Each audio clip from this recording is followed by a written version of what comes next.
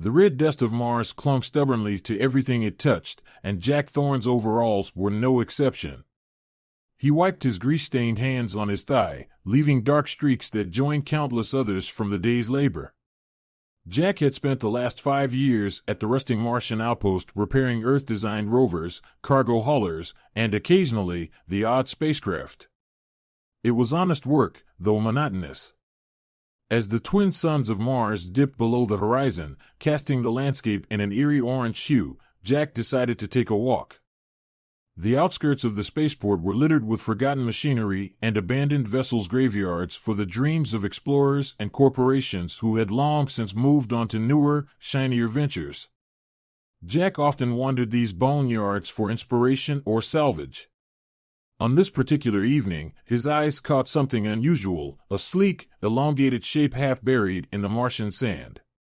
Unlike the blocky, utilitarian Earth-built ships he was used to, this one was alien, its surface smooth and iridescent, with faint blue glyphs pulsating like a heartbeat. "What the hell are you?" Jack muttered, stepping closer. The ship appeared organic, almost alive. Its surface shimmered subtly as though reacting to his presence. A curious mechanic by nature, Jack's hands itched to explore.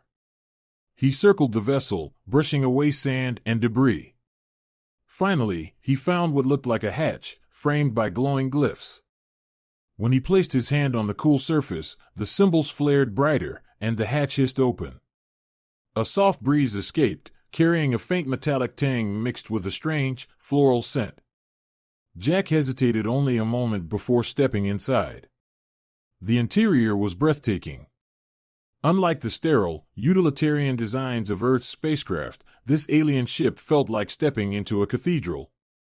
The walls pulsed faintly, their surfaces seeming to shift in color and texture. The air was stale but breathable. In the center of the room stood a control console unlike anything Jack had ever seen. Floating above it was a translucent orb that shifted colors and displayed glyphs in a mesmerizing dance. Though its purpose was unclear, Jack felt an inexplicable draw toward it.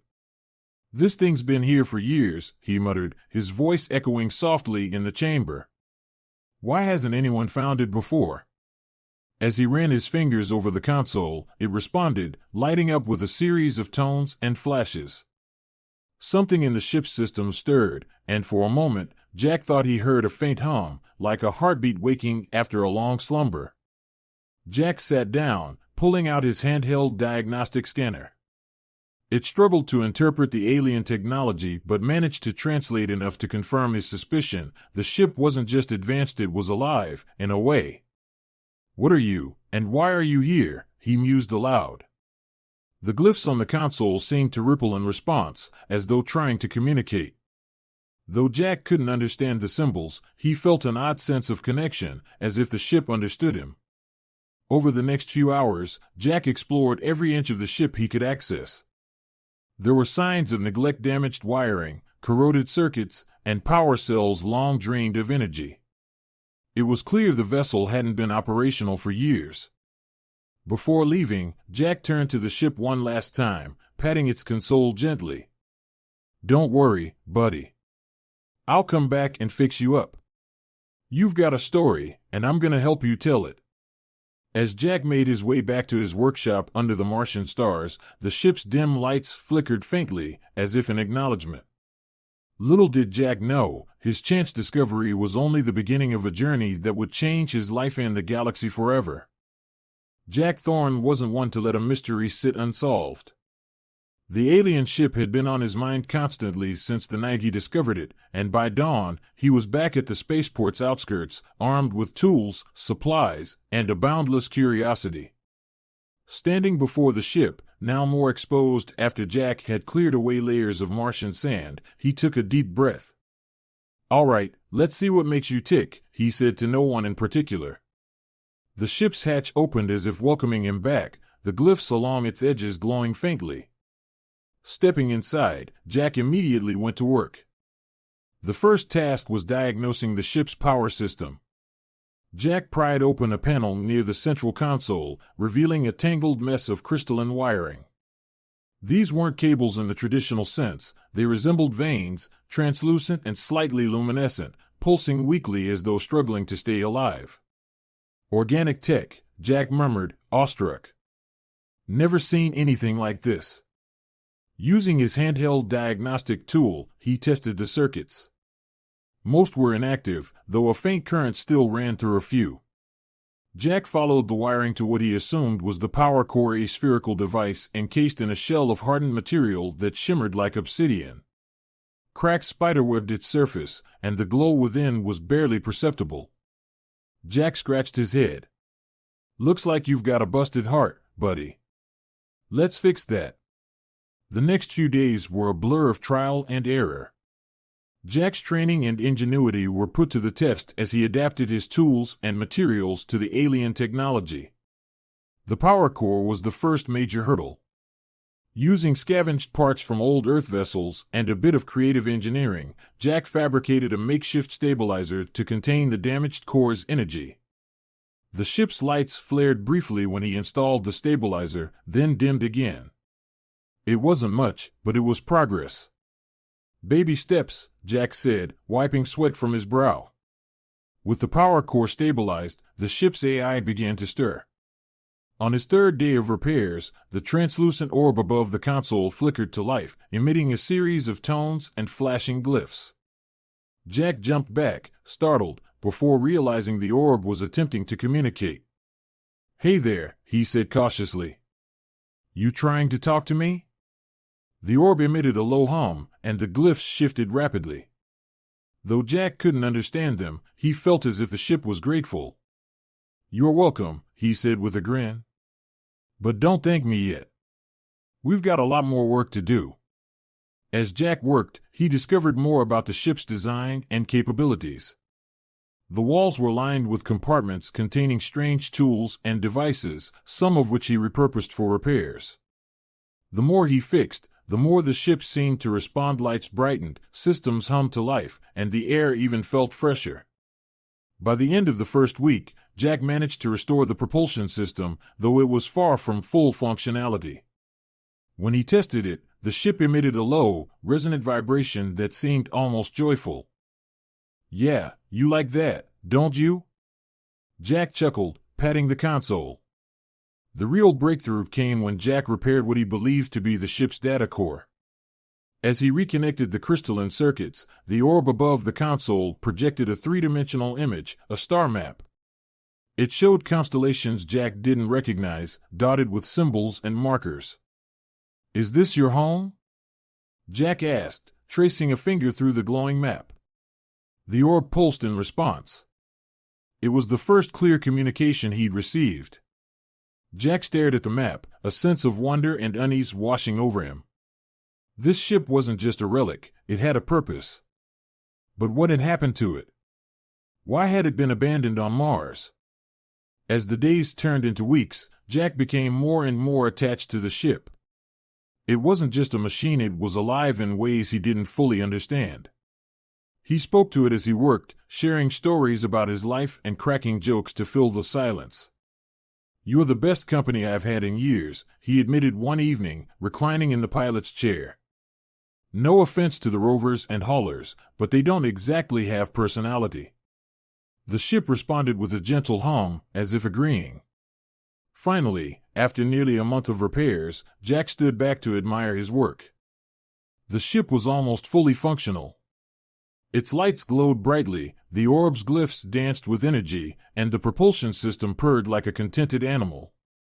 "All that's left is the final test," Jack said, his heart pounding. He initiated the ignition sequence, holding his breath as the ship shuddered. The engine roared to life, a deep, resonant thrum that seemed to fill the entire spaceport. The ship vibrated with energy, its lights pulsing in rhythm with the sound.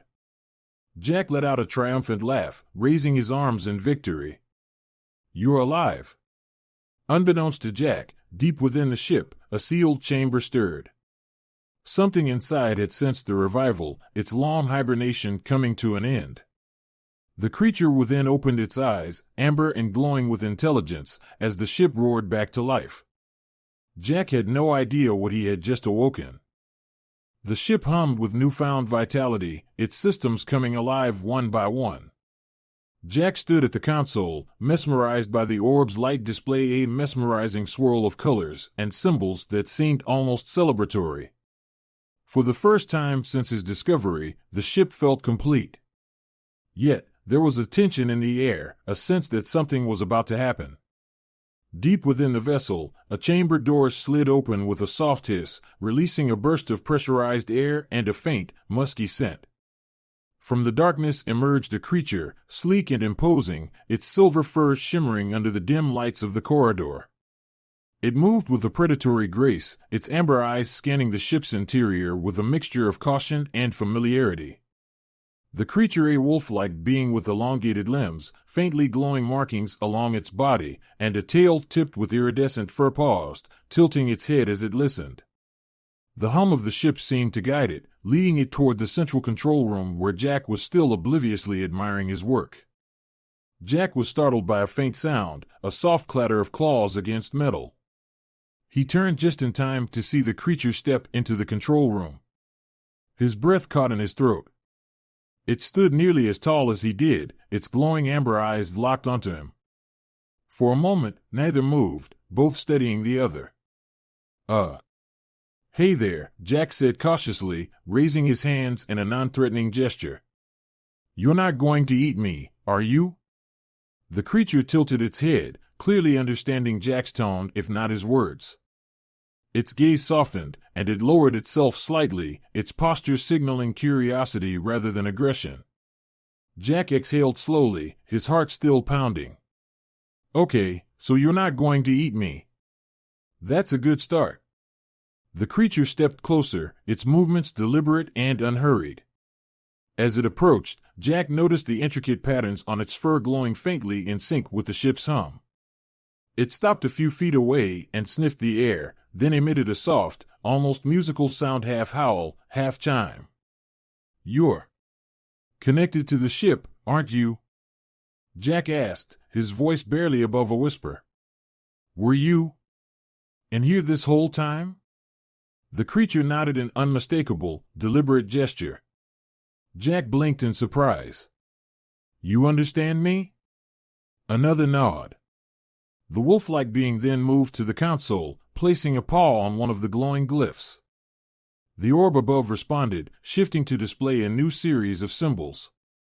Jack recognized a few from his earlier repairs, coordinates, energy levels, and what looked like a diagnostic summary. You're part of the ship, Jack said, his amazement growing. Or maybe it's part of you. The creature met his gaze, and for a brief moment, Jack felt something pass between them, a wave of emotion, understanding, and gratitude. It wasn't verbal, but it was clear as day. Over the next several hours, Jack worked alongside the creature who he decided to call Lysar after a constellation he once admired during his Earth training. Together, they delved into the ship's systems, with Lysar guiding Jack to areas he hadn't explored and demonstrating how certain mechanisms worked. The bond between them deepened as they communicated through gestures, sounds, and the occasional shared intuition. Jack learned that Lysar had been in hibernation, preserved in a stasis chamber after the ship had suffered catastrophic damage. The ship's AI had placed Lysar in stasis to protect it, but the systems had degraded over time, leaving them stranded on Mars. Your crew, Jack ventured as they worked, what happened to them? Lysar paused, lowering its head. The orb displayed an image fleet of ships, pursued by dark, ominous vessels emitting beams of energy that tore through the stars. Jack watched in silence as the scene played out, explosions, ships scattering, and finally, Lysar's vessel crashing on the barren Martian surface. You've been alone all this time, Jack said softly. Lysar's solemn gaze confirmed it. As night fell on Mars, Jack and Lysar sat together in the control room. The ship hummed quietly, its systems stable for the first time in years. Jack leaned back in his chair, staring at the star map the orb had displayed. So, you were trying to get somewhere, he said, tracing a glowing marker. Your home planet? Lysar let out a low, melodic howl, its eyes fixed on the same marker. Jack nodded. All right, then. We'll get you there. Lysar's head snapped toward Jack, its ears perking up. Jack chuckled. Yeah, I said we. You think I'd do all this work and not see where it leads? Besides, he added, scratching behind his ear, someone's got to make sure you don't crash again. Lysar emitted a soft, almost amused growl and nudged Jack's arm with its head, a gesture of trust and appreciation. Unbeknownst to either of them, the ship's sensors had detected movement outside, a faint signal approaching from the horizon. Something or someone had noticed the ship's revival. The hum of the ship was steady, a comforting background as Jack Thorne ran his final diagnostics. Lysar stood nearby, its amber eyes fixed on the orb displaying the star map. For the past week, they had worked tirelessly to prepare for the journey ahead. Now, the ship was fully operational, its systems purring like a well-tuned engine. All right, Spark, Jack said, patting the console.